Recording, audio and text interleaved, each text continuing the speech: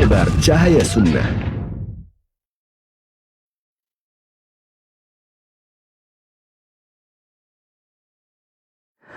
Assalamualaikum warahmatullahi wabarakatuh.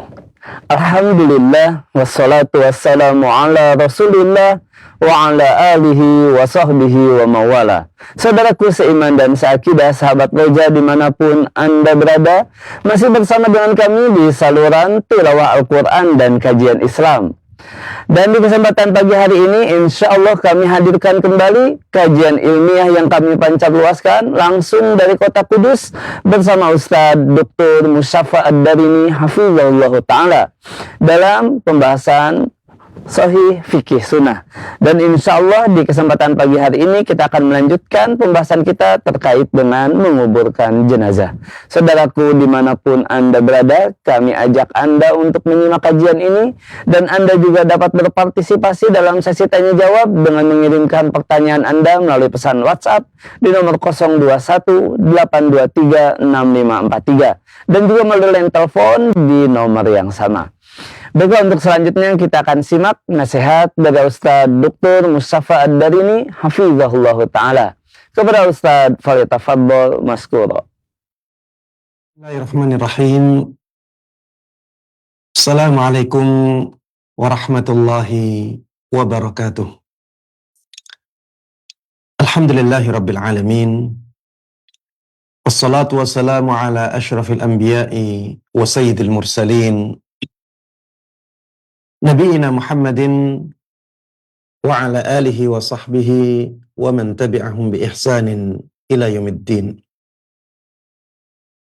Allahumma inna nas'aluka bi asma'ikal husna wa sifatikal ula an tu'allimana ma yanfa'una wa an tanfa'ana bima 'allamtana wa an tazidana 'ilman wa 'amala wa an taj'ala hadzal 'amal khalisan liwajhikal karim wa an tusahhila lana umurana wa talabana fil ilmi wa an tusliha lana qulubana wa syu'unana kullaha wa alla takilana ila anfusina tarfata ain. Amin amin ya rabbal alamin, innaka waliyyu dzalika wal qadiru alaih. Para jamaah sekalian, kaum muslimin dan kaum muslimat, khususnya para pemirsa Roja TV dan para pendengar Radio Roja dimanapun Anda berada, alhamdulillah, kita panjatkan puja dan puji syukur kita kepada Allah Subhanahu wa Ta'ala atas nikmat-nikmatnya yang tak terhingga, nikmat-nikmatnya yang terus Allah berikan kepada kita, dan kita tidak mungkin bisa menyebutkan semuanya. Wa in ta'uddu ni'matallahi la tuhsuha. Mudah-mudahan Allah Subhanahu wa Ta'ala menjadikan kita sebagai hamba-hamba yang pandai mensyukuri nikmatnya, sehingga Allah terus jaga nikmat-nikmat ini ada pada kita, dan Allah berikan kepada kita tambahan nikmat yang lainnya, sebagaimana Allah janjikan, la in syakartum la azidannakum. Tidak lupa salawat dan salam, keberkahan dan kenikmatan semoga selalu terlimpahkan dan tercurahkan kepada Nabi yang sangat kita cintai dan sangat kita junjung tinggi, Nabi Agung Muhammad sallallahu alaihi wasallam. Begitu pula kepada seluruh keluarga beliau, seluruh sahabat beliau, dan seluruh kaum muslimin yang mengikuti beliau dan para sahabatnya dengan baik hingga hari akhir nanti. Ikhwati wa akhwati fillah, rahimana wa rahimakumullah. Pada kesempatan kali ini kita akan membahas tentang menguburkan mayit dan hal-hal yang berkaitan dengannya. Termasuk di antara syariat Islam yang sangat indah adalah syariat menguburkan mayit. Syariat menguburkan mayit ini syariat yang sangat indah dan memuliakan kedudukan manusia. Tidak seperti syariat-syariat yang lainnya. Kita tahu ada sebagian manusia yang ketika orang tuanya meninggal, ibunya meninggal, Tapi apa yang dilakukan? Membakarnya. Membakarnya. Coba bayangkan kalau ada orang yang hidup dibakar. Bagaimana anggapan kita terhadap tindakan ini?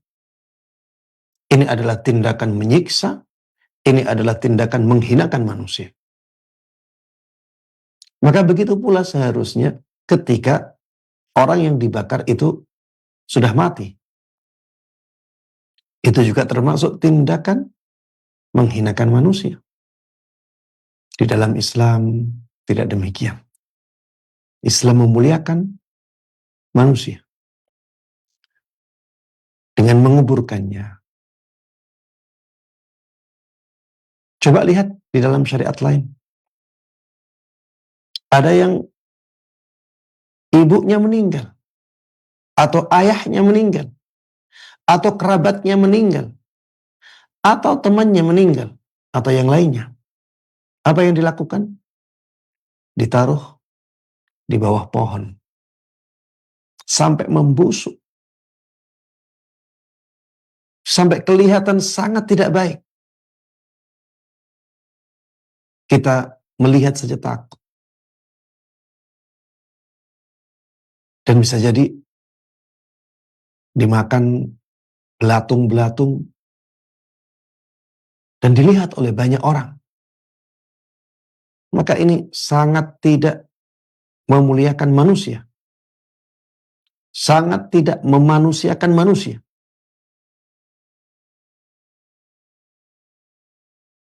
Ada di dalam syariat lain juga. Kalau ada orang meninggal,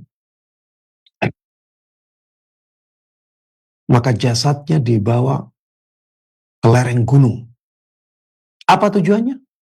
Tujuannya adalah agar dimakan oleh burung-burung pemakan daging dan pemakan tulang sampai habis. Coba lihat bagaimana syariat-syariat ini. Sangat tidak memanusiakan manusia.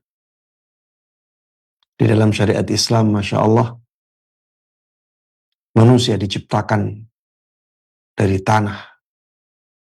Kemudian setelah itu dikembalikan ke tempat asalnya.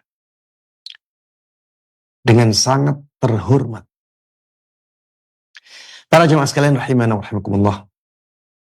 Hukum menguburkan mayit di dalam Islam adalah fardu kifayah.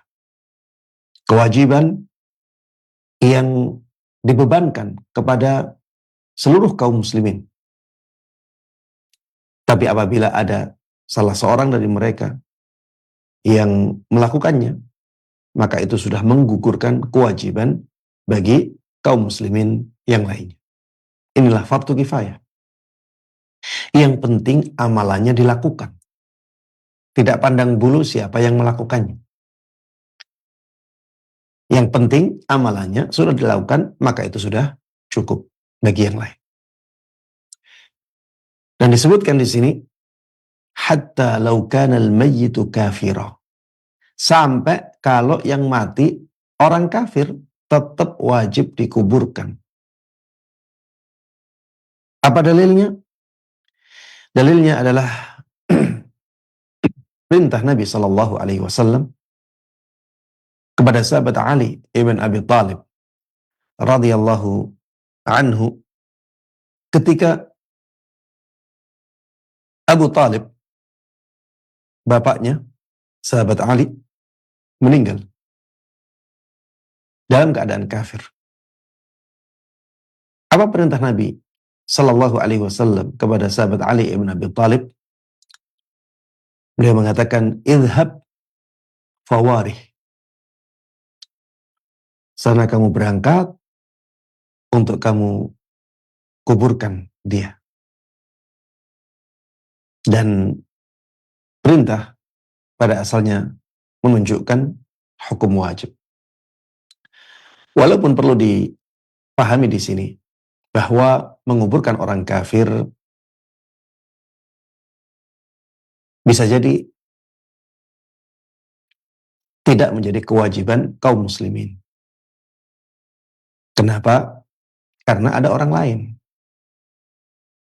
Misalnya, orang yang sama agamanya dengan dia. Mereka lebih peduli. Mereka merasa lebih memiliki. Akhirnya mereka yang melakukannya. Maka kita katakan tidak ada masalah. Tidak ada masalah. Dalam keadaan seperti itu, menguburkan orang kafir bukanlah kewajiban bagi kaum muslimin. Kemudian para jemaah sekalian rahimana wa rahimakumullah, tidak boleh menguburkan seorang muslim bersama non-muslim. Ini mulai banyak diabaikan oleh sebagian kaum muslimin.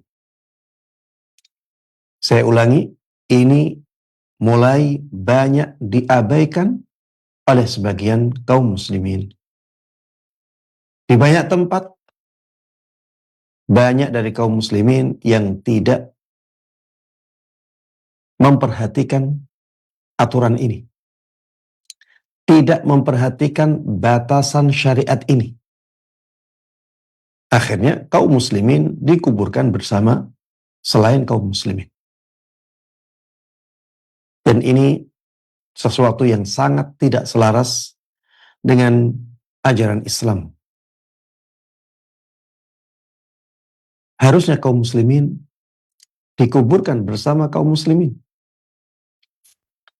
Dan orang-orang yang di luar Islam dikuburkan bersama mereka. Itu yang ada dari zaman Nabi Sallallahu Alaihi Wasallam sampai di zaman kita di sebagian besar tempat.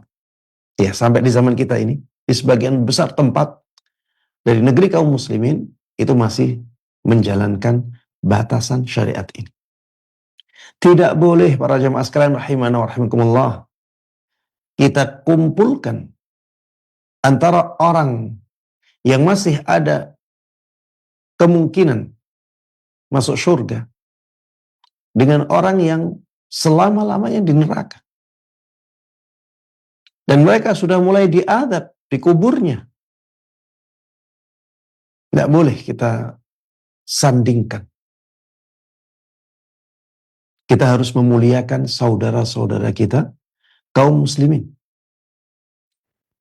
Dari bertetangga dalam waktu yang lama dengan orang-orang yang terus-menerus disiksa oleh Allah Subhanahu wa taala di kuburnya. Na'udzubillahi min dzalik. Para jemaah sekalian rahimana wa rahimakumullah, kalau orang tersebut beragama Islam, jelas dikuburkan bersama kaum muslimin. Kalau orang tersebut beragama lain selain Islam, jelas ya dikuburkan dengan orang yang di luar Islam. Bagaimana kalau seorang muslimah meninggal? Dia bersuami orang kafir, orang di luar Islam. Dan ini sebagaimana disepakati oleh para ulama, diharamkan, nikahnya nggak sah. Dan masalah ini juga banyak yang tidak tahu dari kaum muslimin. Banyak kaum muslimah menikah dengan orang di luar Islam. Padahal ada ijma' di kalangan para ulama tidak sahnya pernikahan tersebut. Kalau itu terjadi, akhirnya hamil. Dan di saat hamil, ibunya meninggal. Ibunya muslimah, bagaimana dengan janinnya? Janin itu dari orang selain Islam. Di mana ibunya dikuburkan. Wallahu ta'ala alam, keadaan ini pun dikembalikan kepada keadaan yang pertama. Ketika ibunya muslimah dan tidak hamil. dia dikuburkan bersama kaum muslimin. Maka ketika ibunya hamil, meninggal, tetap dikuburkan bersama kaum muslimin. Kenapa? Karena agama janin diikutkan kepada orang tua yang paling baik agamanya. Agama janin diikutkan kepada orang tua yang lebih baik agamanya. Di sini ibunya muslimah, sedangkan suaminya di luar Islam. Dan agama Islam itu agama yang hak. Tentunya dia lebih baik daripada agama yang lain. Inna ad-dina 'indallahi al-Islam. Sesungguhnya agama yang hak di sisi Allah Subhanahu wa taala adalah agama Islam. Wa man yabtaghi ghairal islami dinan fala yuqbala minhu. Barang siapa yang menghendaki agama selain Islam, maka tidak akan diterima darinya.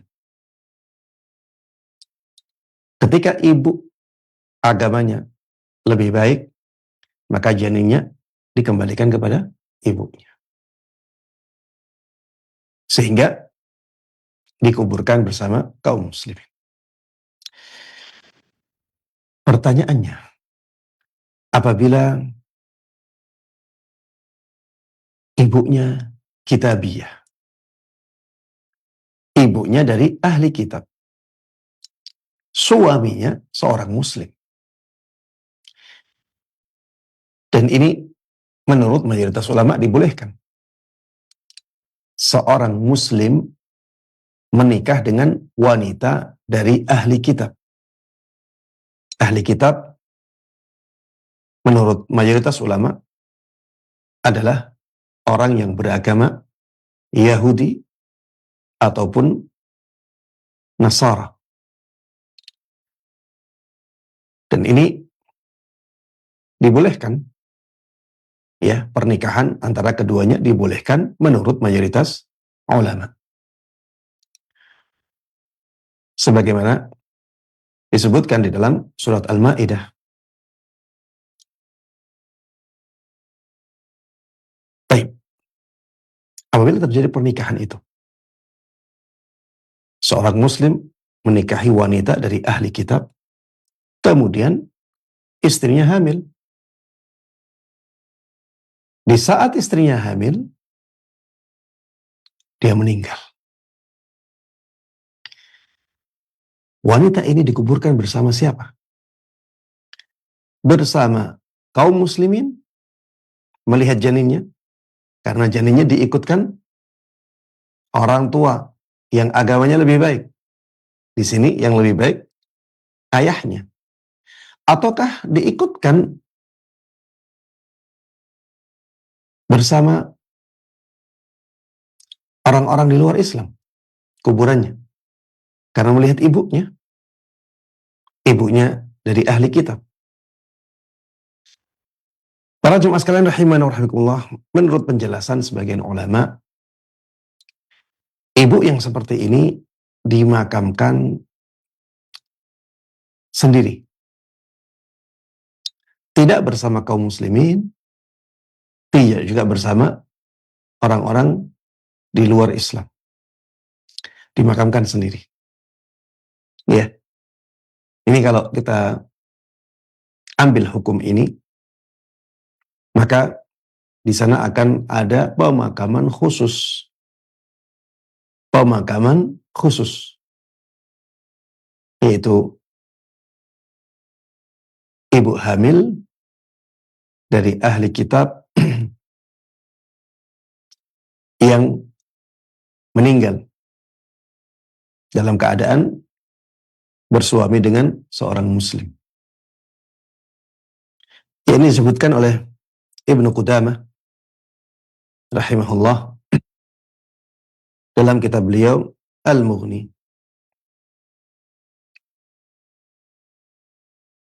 Dan ini dengan tegas ya disebutkan oleh Imam Ahmad rahimahullah.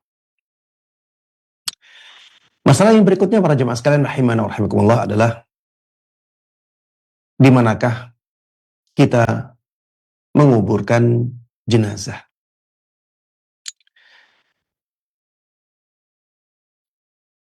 Ada beberapa masyarakat yang menguburkan jenazah di teras rumahnya. Ada yang menguburkan jenazah di pinggir jalan. Ya, sendirian di pinggir jalan. Kita katakan bahwa praktek seperti ini tidak sesuai dengan ajaran Islam. Praktek seperti ini tidak selaras dengan batasan-batasan syariat. Kita harusnya menguburkan jenazah kita di perkuburan, di pemakaman. Dan inilah yang dilakukan oleh Nabi kita Muhammad Sallallahu Alaihi Wasallam. Beliau menguburkan para sahabatnya di pemakaman Baqi'.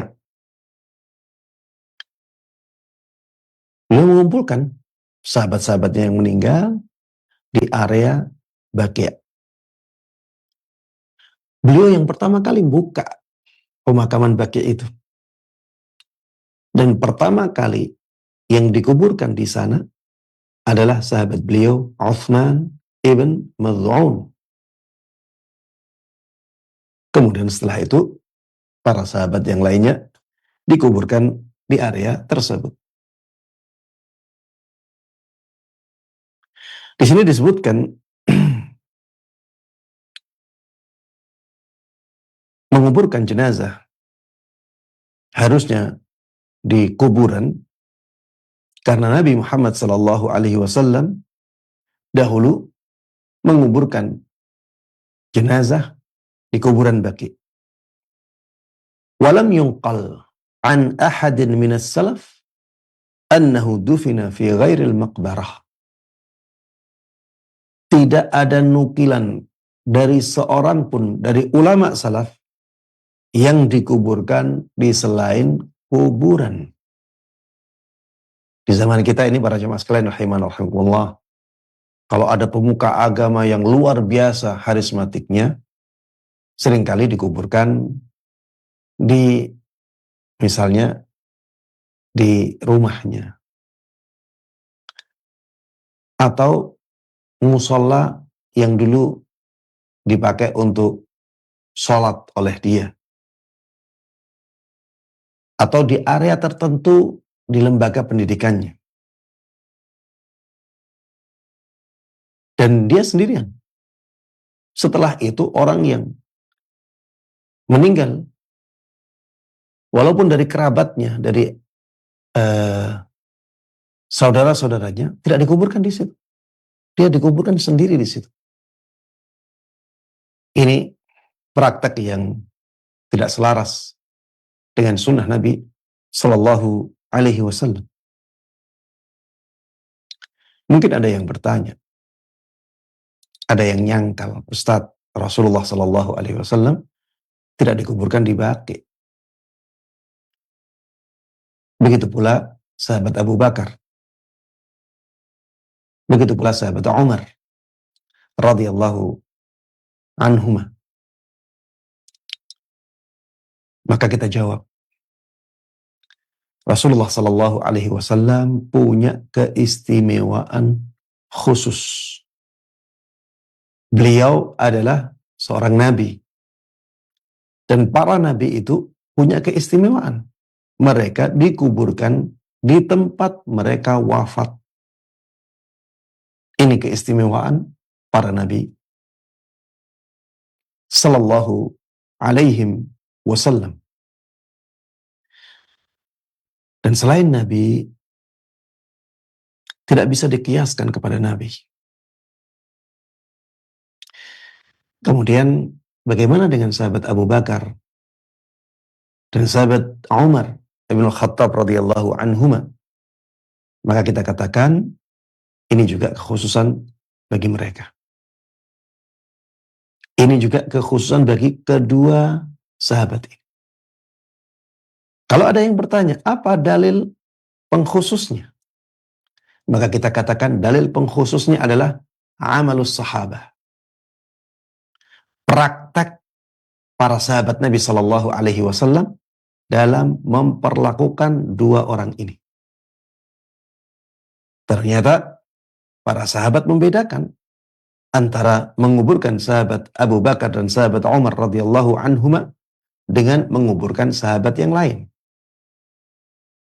Ternyata sahabat-sahabat yang lainnya dikuburkannya di kuburan. Di antaranya adalah di pemakaman Baqi'.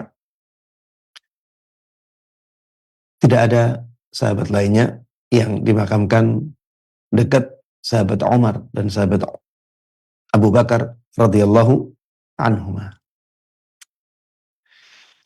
Mungkin ada yang bertanya lagi, Ustaz, dulu sahabat Utsman ibn Affan radhiyallahu anhu dimakamkan di kebunnya, bukan di pemakaman Baqi'. Maka jawabannya, sahabat Utsman ibn Affan radhiyallahu anhu dimakamkan di kebunnya karena ketika itu terjadi huru-hara, terjadi fitnah besar. Beliau dibunuh oleh orang-orang Khawarij. Dan orang-orang setelahnya yang menguburkan, mereka khawatir apabila dikuburkan di pemakaman Baqi', malah kuburannya nanti dibongkar lagi dan jenazahnya dihinakan. Akhirnya mereka berinisiatif untuk memakamkan sahabat Utsman ibn Affan radhiyallahu anhu di kebunnya sendiri. Ini keadaan darurat. Ya, bukan keadaan biasa. Kalau keadaan darurat, maka masuk dalam kaidah ad-darurat tubihul mahdurat.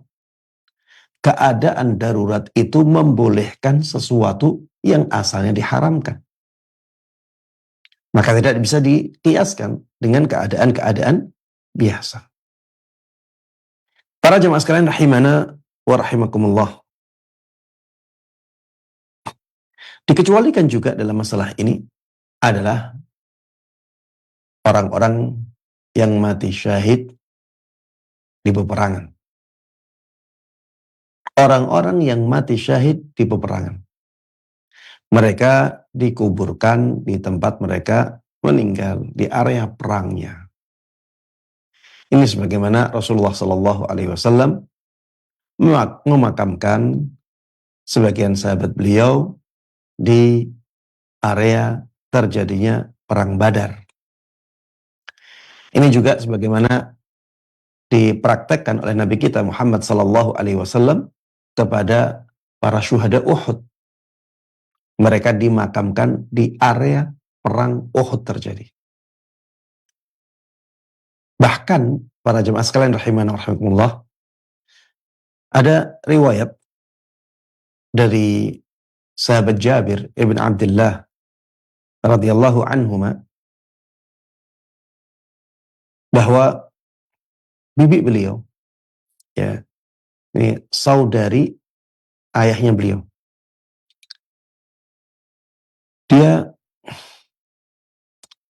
membawa ayahnya dan pamannya dari ibunya.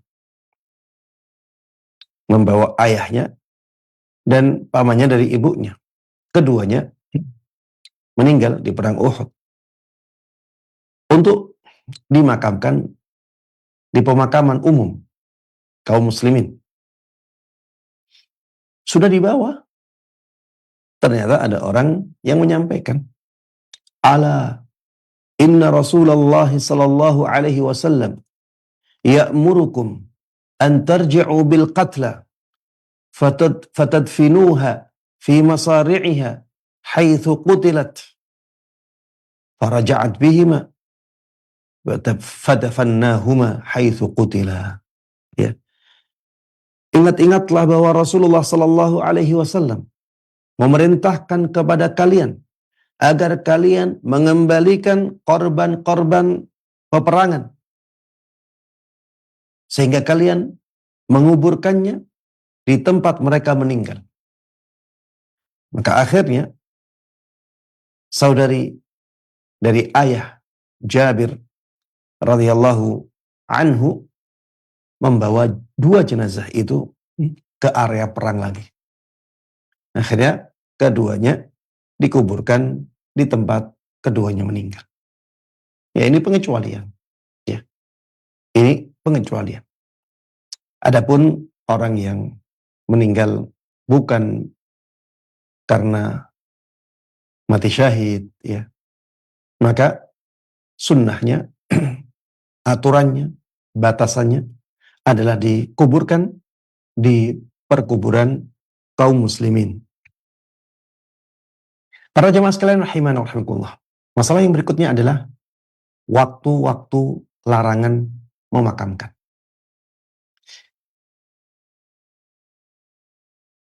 Ada waktu-waktu di mana kita dimakruhkan untuk memakamkan jenazah.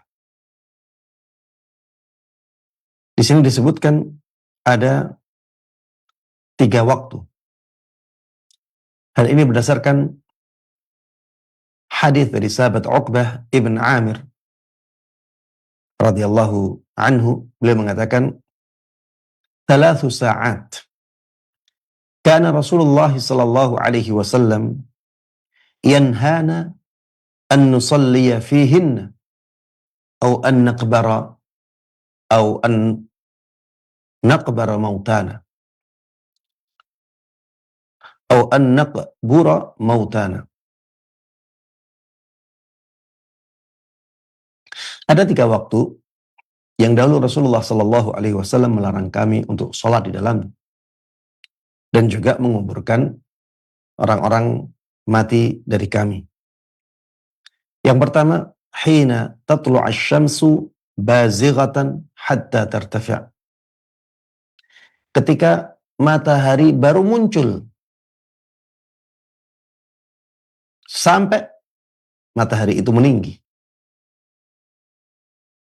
Yang kedua, ya ini biasanya ya perkiraan waktunya itu dari mulai matahari terbit sampai 10 hingga 15 menit setelahnya. Ya. Ya, untuk kehati-hatian sampai 15 menit setelah matahari terbit. Itu dianggap sudah meninggi. Sampai 15 menit setelah matahari terbit itu sudah dianggap meninggi. Wa hina yaqumu qa'imudz dhahirah hatta tamila asy-syams. Dan ketika matahari benar-benar di tengah langit, ya, ketika matahari benar-benar di tengah langit sampai matahari itu tergelincir sampai masuknya waktu zuhur. Wa hina tudayyaf asy-syams lil ghurubi hatta taghrub. Dan hingga dan ketika matahari condong untuk tenggelam sampai dia tenggelam. Ya, maksudnya ketika matahari menguning. Kalau matahari akan tenggelam itu dia warnanya jadi kuning. Sampai ketika cahaya matahari menguning sampai matahari tersebut benar-benar tenggelam. Ya, ini 3 waktu yang kita dilarang oleh Nabi kita Muhammad sallallahu alaihi wasallam untuk memakamkan jenazah kita. Kenapa dilarang di hari-hari ini, di waktu-waktu ini? Karena waktu-waktu ini adalah waktu di mana orang-orang di luar Islam menyembah Tuhan mereka atau sebagian Tuhan mereka. Dan kita sebagai kaum muslimin dilarang untuk menyerupai mereka dalam peribadatan kita.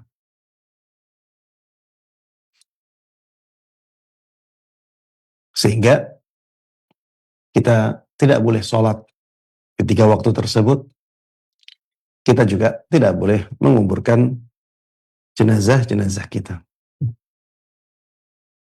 Kemudian di antara waktu yang kita sebaiknya menghindari memakamkan jenazah kita adalah waktu malam. Waktu malam. Hal ini berdasarkan hadis Jabir radhiyallahu anhu. Beliau mengatakan, "Anna Nabiy sallallahu alaihi wasallam dzakara rajulan min ashabihi qubid faquffina fi kafanin ghairi ta'il wa qubira laylan. Fazajara an-nabiy sallallahu alaihi wasallam an yuqbara ar-rajulu bil-laili hatta yusalla alaihi illa an yattarra insanun ila dhalik." Ya, intinya pernah ada orang yang dimakamkan di malam hari. Akhirnya Rasulullah sallallahu alaihi wasallam marah ya. Marah, dan beliau memberikan arahan agar orang itu tidak dikuburkan di malam hari sampai disolati. Kecuali apabila terpaksa. Misalnya, kalau tidak dimakamkan di malam hari, maka ditakutkan badannya rusak. Ketika terpaksa memakamkan di malam hari, silahkan. Ada kebutuhan mendesak untuk memakamkan jenazah di malam hari, silahkan makamkan di malam hari. Tapi kalau tidak ada kebutuhan mendesak untuk itu, tidak ada kedaruratan, maka sebisa mungkin tidak memakamkan jenazah di malam hari. Di antara alasannya adalah agar yang menyolati itu banyak. Kalau malam hari dikuburkan, ya misalnya jam 10 dikuburkan, jam 11 dikuburkan, jam 1 dikuburkan. Ini nanti kasihan jenazahnya. Yang nyolatinya nanti sedikit. Ya, para jemaah sekalian rahimana wa rahmatullah, perhatikanlah sisi ini. Coba bayangkan kalau kita yang jadi jenazahnya. Kemudian disolati malam hari, yang nyolati 2-3 orang atau 10 orang. Kita jadi sedih. Yang doakan kita sedikit. Beda kalau dimakamkannya misalnya di siang hari atau di pagi hari, ketika orang-orang banyak yang beraktivitas. Akhirnya yang menyolati jenazah itu banyak. Dan kita kalau dalam posisi jenazah itu, kita akan senang untuk dicarikan orang-orang yang mendoakan dalam jumlah banyak. Makanya para jemaah sekalian rahimana wa rahimakumullah, sebaiknya kita menghindari waktu malam untuk memakamkan jenazah apabila dikhawatirkan yang menyolatinya sedikit. Walaupun ini bukan larangan yang mengharamkan. Rasulullah Shallallahu Alaihi Wasallam di dalam hadis yang lain, hadis dari sahabat Ibn Abbas radhiyallahu anhuma, beliau pernah memakamkan seorang sahabatnya di malam hari. Dan disebutkan di dalam riwayat tersebut, beliau ketika itu membawa alat penerang, ya. Jadi ada lampu yang beliau bawa agar bisa memakamkan di malam hari. Intinya para jemaah sekalian rahimana wa rahimakumullah, dua hadis ini kalau kita gabungkan, akhirnya kita memahami bahwa sebisa mungkin kita menghindari pemakaman di malam hari. Kecuali apabila apabila ada kebutuhan yang mendesak untuk memakamkan jenazah itu di malam hari, maka silahkan. Baik. Masalah yang berikutnya para jemaah sekalian rahimana wa rahimakumullah adalah masalah bagaimana sebaiknya kita menguburkan jenazah.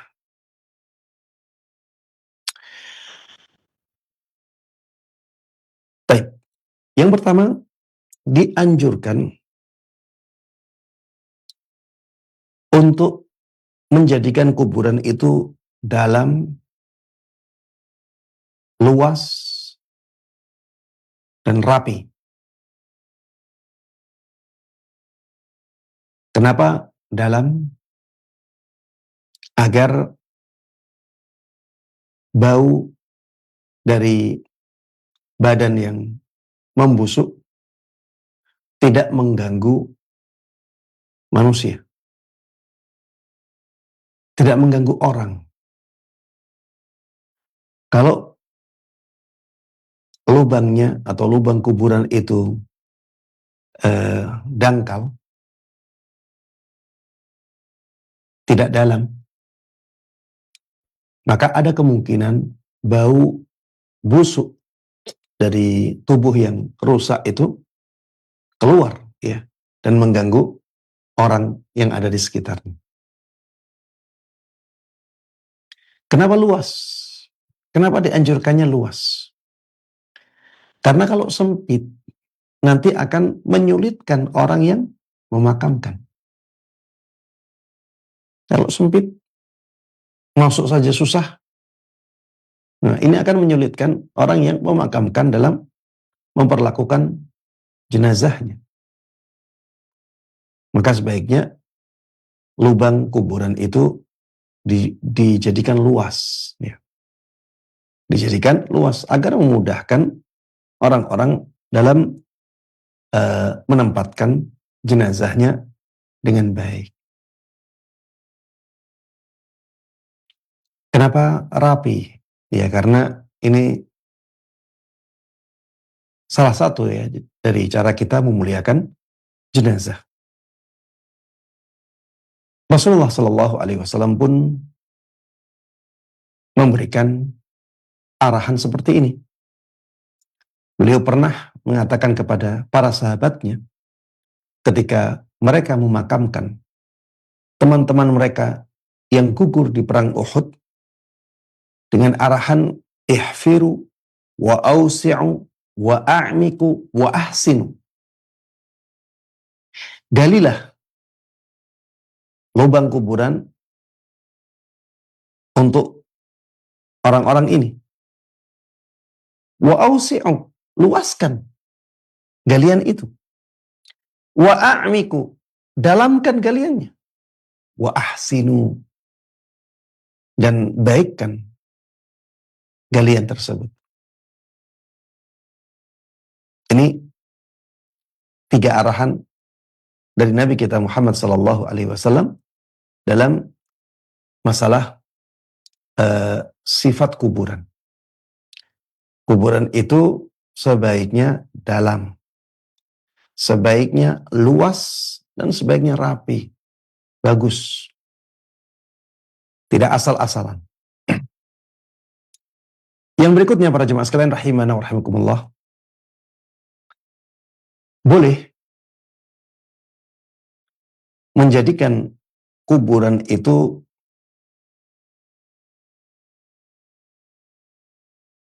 dengan cara al-lahad atau dalam bentuk al-lahad atau asyab. Jadi boleh dua-duanya, tapi yang lebih baik adalah lahad. Apa yang dimaksud dengan al-lahad?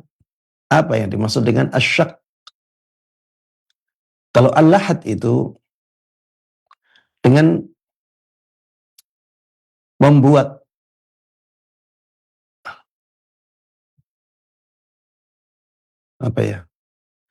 dengan membuat seperti ruangan di dinding galian. Jadi tidak hanya menggali lurus ke bawah, tapi dibuat ada seperti ruangan di paling bawah. untuk menempatkan jenazah. Jadi inilah lahat ya. Jadi kalau kita gambarkan bentuknya itu seperti L. Jadi kita gali ke bawah, kemudian kita bikin ruangan kecil di paling bawah galian, ya, sehingga galiannya bentuknya seperti L, seperti huruf L ya. Ini namanya al-lahad. Dan ini yang sampai sekarang dipraktekkan di pemakaman Baqi di Madinah dan juga pemakaman-pemakaman yang lainnya. Saya melihat sendiri ya beberapa kali di pemakaman Baqi caranya adalah dengan al-lahad. Dan ini yang lebih afdal. Sedangkan asyak itu seperti banyak dipraktekkan di daerah kita. Jadi biasanya yang bagian atas itu agak luas, kemudian di bawah ada lubang lebih kecil. Di bawah ada lubang lebih kecil yang berada di tengah lubang. Yang ada di bagian tengah lubang. Jadi bentuknya seperti apa ya? Jadi di atasnya besar, luas, ya, misalnya luasnya 1 meter ya misalnya. Nanti di paling bawah ada lubang lebih kecil. Lubang lebih kecil tapi menghadap ke atas juga. Misalnya di paling bawah dijadikan lubangnya hanya 0,5 meter. Ya, untuk meletakkan jenazah. Kemudian setelah itu ditutup. Entah pakai kayu, ya, atau pakai bambu, atau pakai sesuatu yang lain yang ketika tanah itu dikembalikan ke kuburan, ya tidak mengenai jenazahnya karena terhalang oleh kayu tersebut. Kalau lahad itu jenazahnya di ruangan tadi itu. Kemudian ruangan itu biasanya ditutup, bisa ditutup pakai kayu, ya, bisa ditutup pakai bata-bata kecil yang ditumpuk sampai akhirnya menutupi lubang tersebut. Kemudian setelah itu, ya, tanah diuruk kembali, dikembalikan ke lubang tersebut. Ya, inilah 2 cara kita membuat lubang kuburan. Dan kita katakan tadi, hukum asalnya lahad itu lebih afdal. Karena Rasulullah Shallallahu Alaihi Wasallam dahulu dimakamkan dengan cara seperti itu. Beliau dikuburkan dengan cara seperti itu. Dan yang dipilihkan oleh Allah Subhanahu wa taala untuk nabinya itu yang paling afdal. Kemudian ada perkataan dari sahabat Sa'ad ibn Abi Waqqas radhiyallahu anhu, beliau pernah berpesan, "Alhidu li lahda wansibu alayya labin nasba kama suni'a bi Rasulillah sallallahu alaihi wasallam." Buatkan galian untukku dengan cara lahad dan taruh bata-bata agar menutupi lahat itu, menutupi ruangan yang paling bawah itu.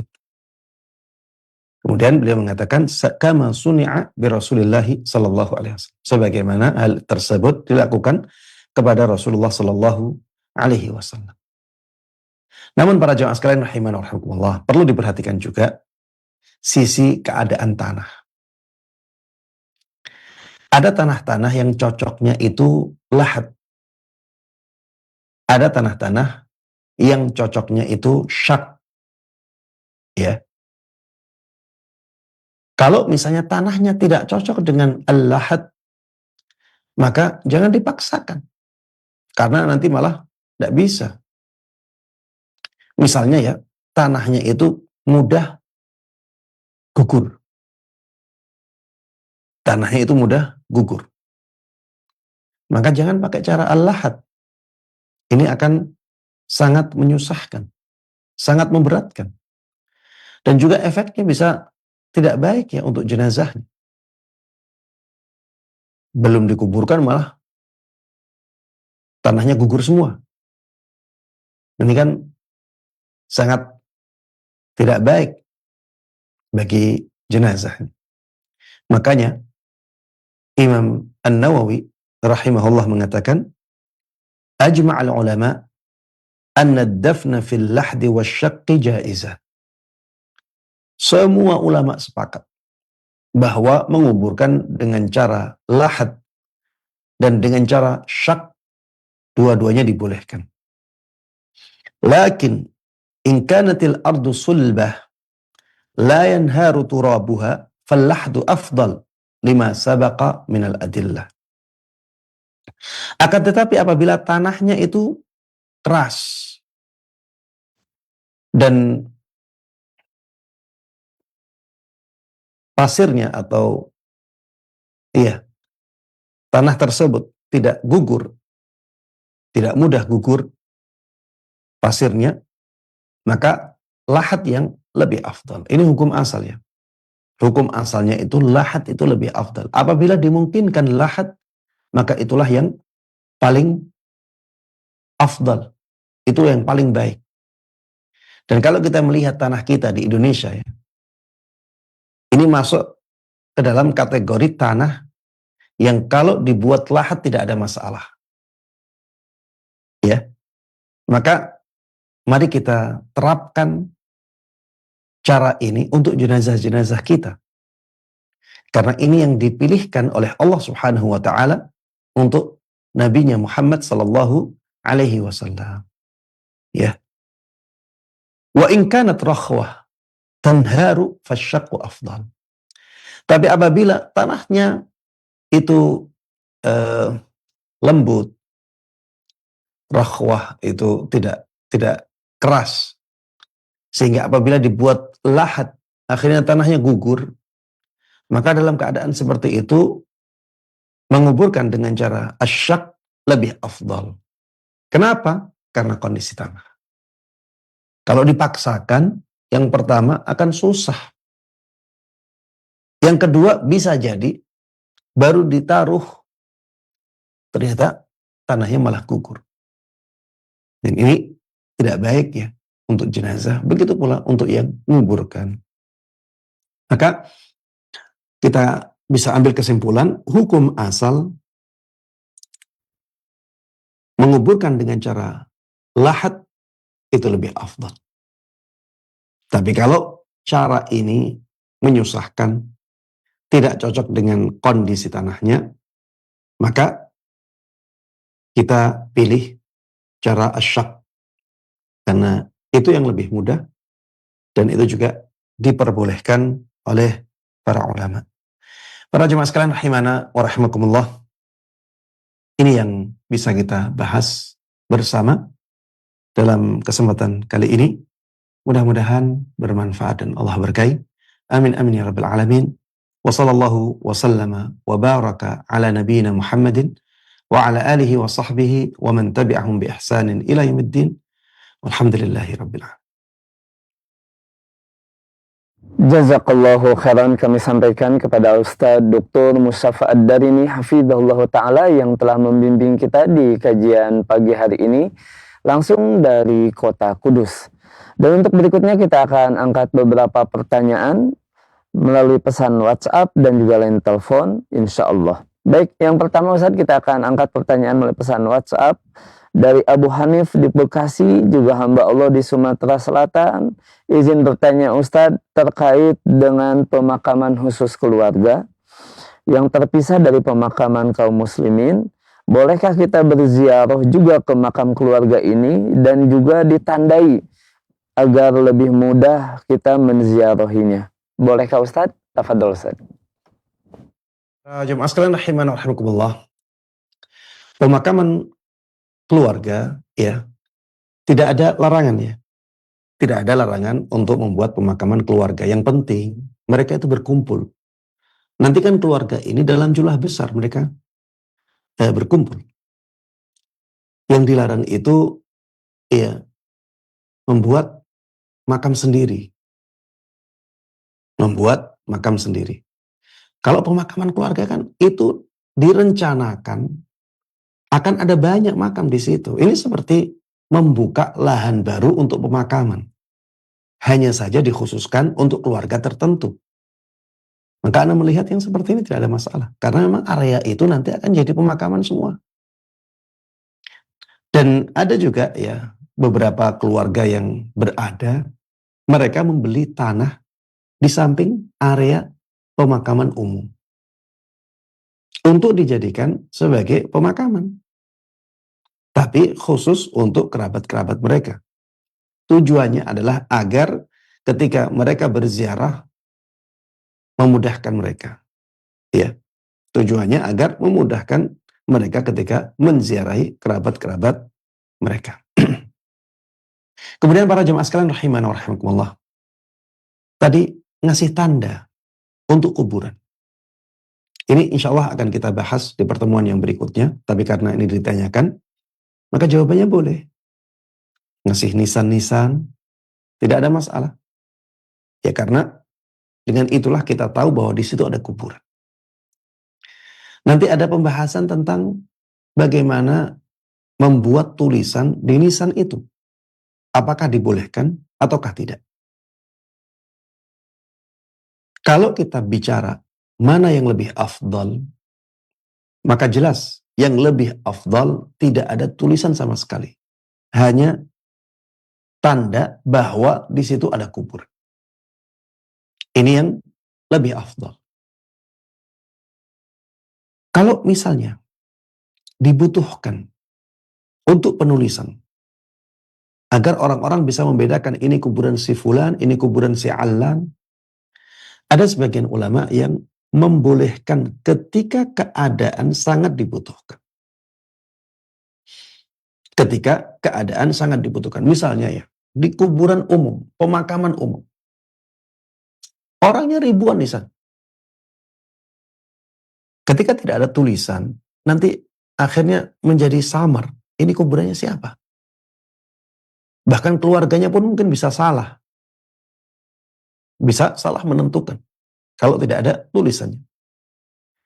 Banyak ulama-ulama mu'asirin, kontemporer, yang membolehkannya. Ya. Tapi kalau dikatakan mana yang lebih afdal, tentunya lebih afdal tidak ditulisi sama sekali. Toh nantinya ya, ketika ada orang berziarah, mereka kan doanya untuk umum. Mereka kan doanya untuk kaum muslimin yang ada di pemakaman itu. Assalamualaikum ahlad diyar minal mu'minina wal muslimin wa inna insya'allahu lalahiqun as'alullah lana walakumul afiyah. Doanya itu doa yang diajarkan oleh Nabi kita Muhammad sallallahu alaihi wasallam kepada istri beliau yang paling beliau cintai. Setelah Ibunda Khadijah radhiyallahu anha, yaitu Ibunda Aisyah radhiyallahu anha. Kalau misalnya berdoa, Allahumma fir lahum warhamhum wa'afihim wa'fu anhum wa akrim nuzulahum wa wasi' mudkhalahum. Ini kan doa-doa umum. Ya. Allahumma la tahrimna ajrahum wa la taftinna ba'dahum waghfir lana wa lahum. Doanya doa-doa umum. Sehingga walaupun tidak disebut nama, doa itu sampai kepada para mayit itu. Jadi hukum asal dan yang paling baik, paling afdal tidak ditulis nama. Tapi kalau misalnya dibutuhkan penulisan nama itu, Maka banyak dari ulama-ulama kontemporer yang membolehkan karena mereka melihat ya adanya kebutuhan yang besar untuk tahu ini makam si fulan. Ya di saat kita sekarang hidup di zaman yang orang sudah sangat banyak ya, kemudian pemakaman ya akan sangat membingungkan ketika kita tidak tahu ya tulisan itu. Kemudian perlu juga dibatasi ya. Jangan sampai menulis hal-hal yang nggak perlu. Seperti misalnya bait-bait syair yang menjelaskan tentang keutamaan orang tersebut. Atau tulisan inna lillahi wa inna ilaihi raji'un. Itu apa manfaatnya ditulis di kuburan? Dan ada yang nulis ayat kursi, ada yang nulis zikir tertentu, ada yang nulis surat Al-Ikhlas, untuk apa? Kalau yang seperti itu tidak boleh ya. Dan itu masuk dalam kategori bid'ah. Karena orang yang menulisnya berharap pahala. Dan tidak pernah dicontohkan oleh Nabi kita Muhammad SAW. Bahkan dalam sebuah riwayat yang sahih, beliau melarang menulis sesuatu di atas kuburan secara mutlak. Makanya anak katakan tadi, bahwa menulis nama pun mayoritas ulama tidak membolehkannya. Ulama-ulama ya di zaman dulu mayoritasnya tidak membolehkan walaupun tulisan nama. Apalagi tulisan-tulisan yang seperti itu. Tapi ulama-ulama di zaman ini ya anak katakan banyak ya, bukan kebanyakan. Banyak yang membolehkan penulisan nama untuk apa? Membedakan.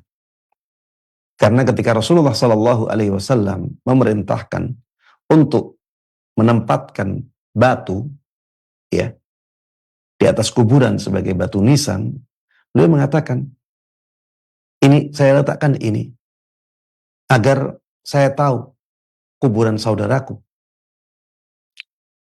dan agar aku bisa menguburkan saudaraku di sini. Ya ini perkataan yang diucapkan oleh Nabi Sallallahu Alaihi Wasallam ketika menguburkan Uthman ibn Mad'un. Ata'allamu biha qabra akhi. Aku letakkan batu ini agar aku tahu bahwa ini kuburan saudaraku. Wa adfinu ilaihi man mata min ahli. Dan aku akan kuburkan orang-orang dari keluargaku di dekatnya. Kata-kata ata'allamu biha qabra akhi, agar aku bisa tahu kuburan saudaraku, ya difahami oleh ulama-ulama kontemporer dengan mengatakan ini juga ya berlaku untuk tulisan. Karena dengan tulisan itulah akhirnya kita tahu ini kuburan si fulan.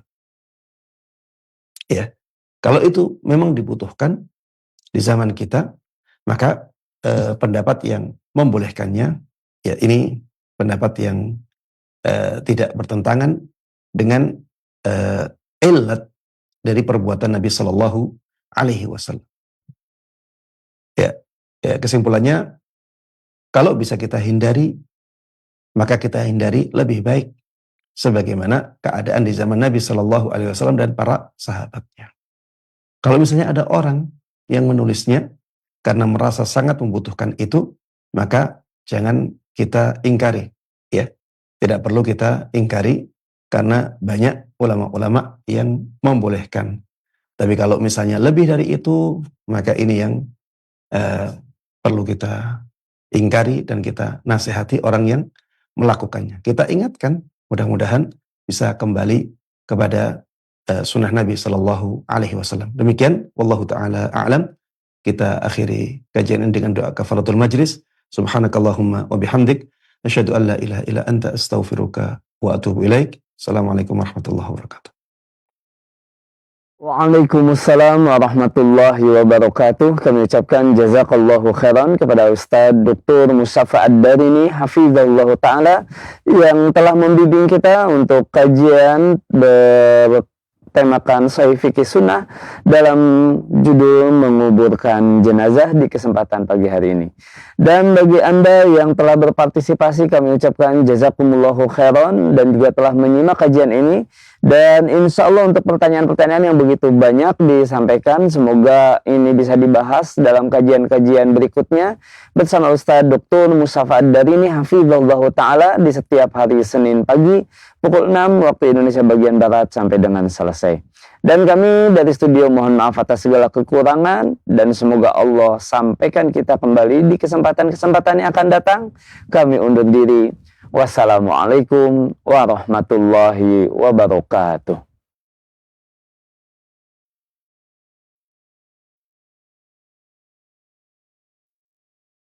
Simak Radio Roja Bogor 100.1 FM, Radio Roja Majalengka 93.1 FM, Radio Roja Palu 101,8 FM, dan Radio Roja Bandung 104.3 FM.